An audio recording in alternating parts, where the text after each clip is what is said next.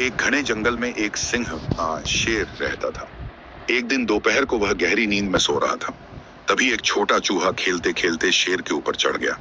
शेर की नींद खुल गई और उसने गुस्से में चूहे को अपने पंजे में पकड़ लिया। शेर दहाड़ा, नालायक, तू मेरी नींद क्यों खराब कर रहा है? अब मैं तुझे खा जाऊंगा।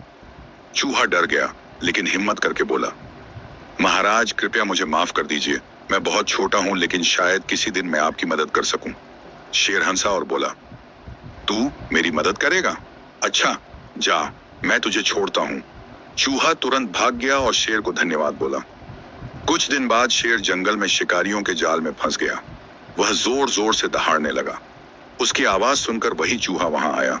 उसने देखा कि शेर मुश्किल में है। चूहा तुरंत काम पर लग गया। उसने अपने तीखे दांतों से जाल को काट डाला।